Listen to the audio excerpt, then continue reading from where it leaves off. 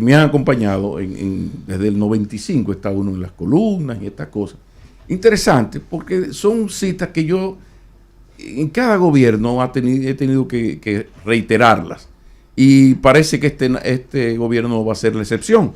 Son dos. Una es del Martín Fierro, que dice que pide que los hermanos sean unidos esa es la ley primera. Entonces, que pide que tengan unión verdadera en cualquier tiempo que sea, porque si entre ellos se pelean, los devoran los de afuera. Esa es una frase que uno le escribió mucho, sobre todo a los PLD, cuando le llegó su época, ustedes recuerdan. La otra es de Gustave Flaubert, el de Madame Bovary. Gustave Flaubert. Terrible. Dice que nunca le des armas al mundo contra ti, porque las utilizará. Esas dos citas, como les digo, han sido fundamentales para uno advertir a los gobiernos de sus torpezas, de lo que uno considera son errores. Y de repente uno ve el gobierno del PRM como en un camino preocupante.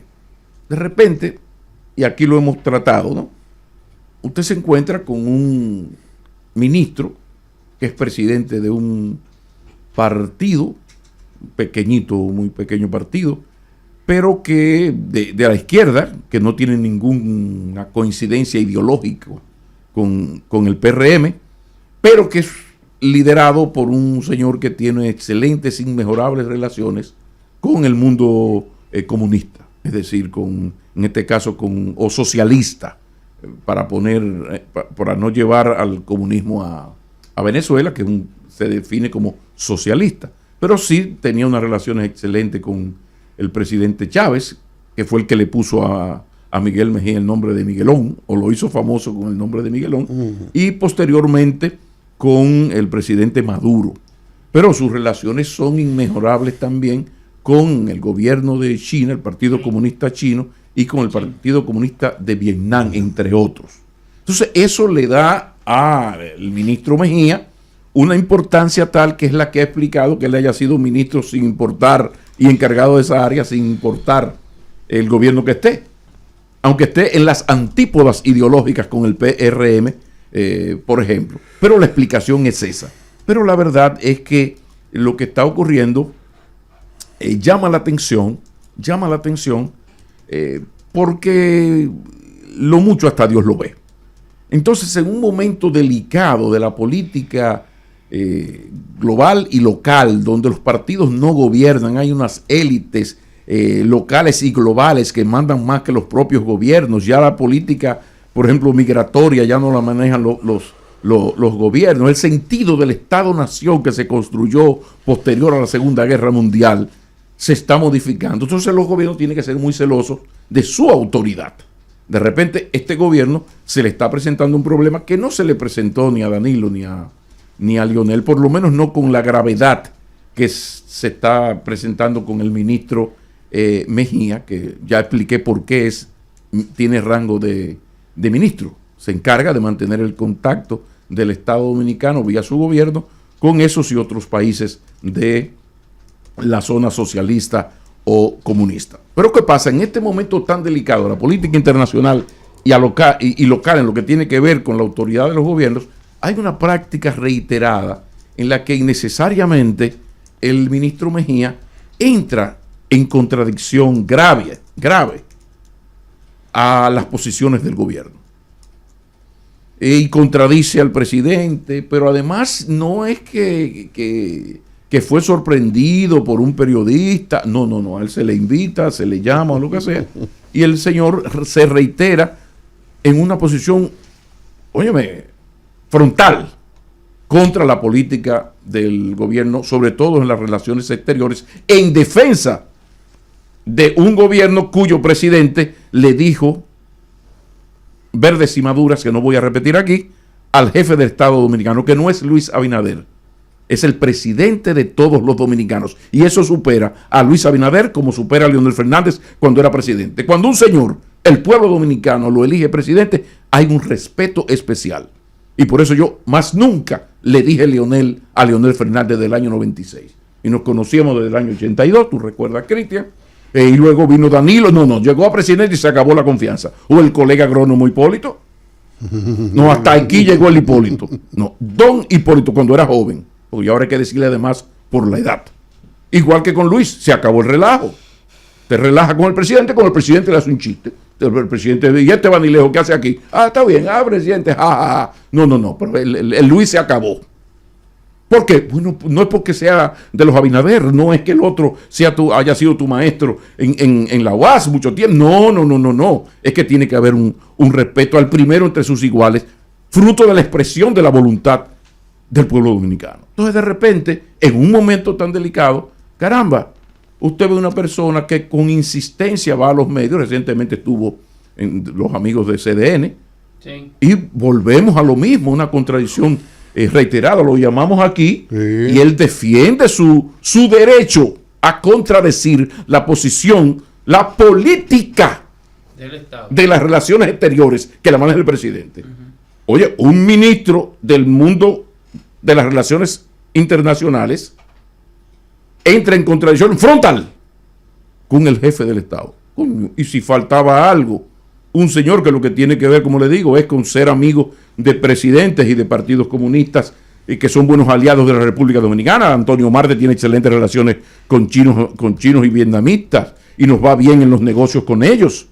Muy bien, es importante el trabajo de Miguelón. Sí, pero ¿cómo es posible estas posiciones tan frontales? Porque en ese programa, además, entonces ya tú te metes con otra cosa, y es su afrenta contra Celso Marrancini. Que aquí nos conocemos todos, cada quien tiene el concepto que quiera tener de cada cual, pero tú dices, ven acá, pero este es el momento para que un ministro vaya voluntariamente a un programa y acuse de cosas innombrables a un funcionario junto con el ministro de Energía, el más importante del sector, importantísimo sector eléctrico energético de la República Dominicana. Pero, o sea, ya habíamos tenido el problema con las relaciones exteriores. Ahora resulta en una función que es de la oposición, porque yo entiendo, no comparto, pero entiendo que alguien le diga 4 cosas de la oposición, le diga 4 cosas a Celso Marrancini.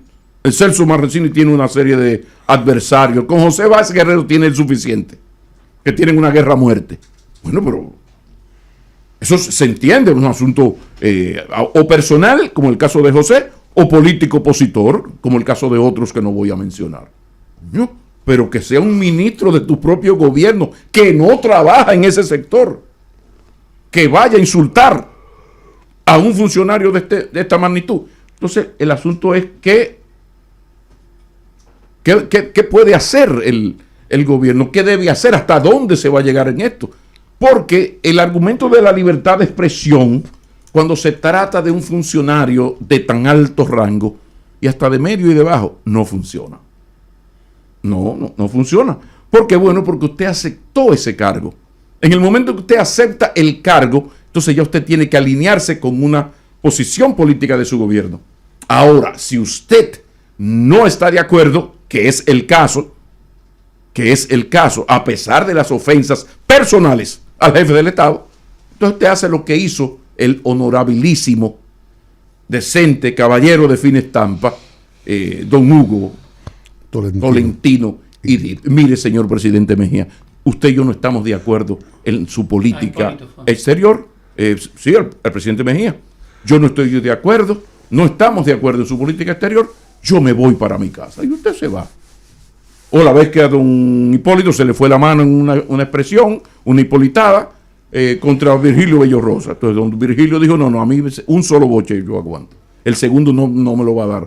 Por lo menos no como su funcionario. Y se fue para su casa. Entonces, el tema de la libertad de expresión, no, la libertad de expresión la ejercemos nosotros. Nosotros sí podemos decirle verdes y maduras a Luis Abinader.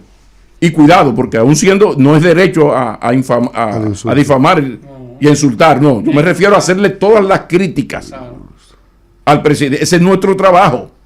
Y entre las funciones de un presidente está soportar y tolerar esas críticas. Ahora, que uno de sus funcionarios en un momento como este, óigame, esto es sumamente sumamente preocupante, porque yo hablaba mucho en el PLD y le decía aquello de que a ti te atemorizan estas ganas de morirse que le entran a los pueblos, ¿no? Pero y estas ganas de morirse que tiene el PLD, yo preguntaba. Entonces, estas ganas de morirse, de abandonar el poder, ¿le ha entrado rápido al PRM?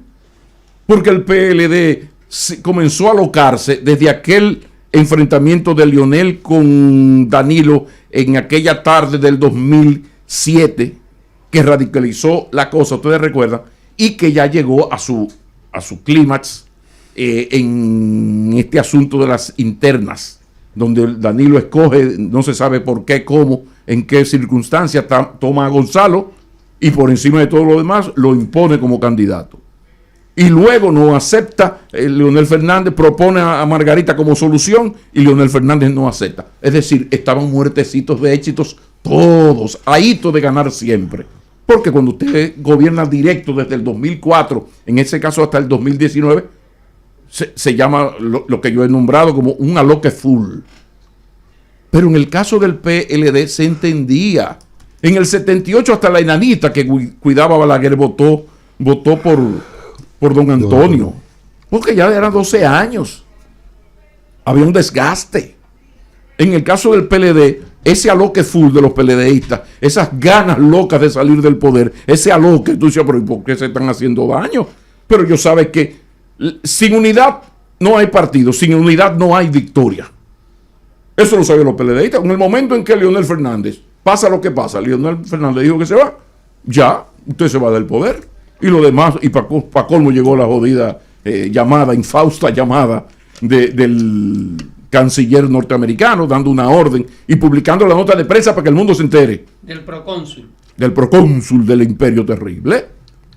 Entonces, pero insisto, yo defiendo a los PLDistas que se alocaron después de 18 años de gobierno. Pero el PRM tiene 4 años. Entonces yo lo dejo de este tamaño, pero lo cierto es que el argumento de la libertad de expresión no explica que un funcionario de primer nivel viva cada día entrando en contradicciones graves en algo tan delicado como la política exterior en una época donde ya los gobiernos no gobiernan. Y si alguien no me cree, que se lea el fin del poder, de Moisés Naín. El fin del poder, si usted va a la librería Cuesta y dice que yo lo mandé, no le rebaja, pero le brindan una taza de café. Pero queda aquí la advertencia, señor presidente.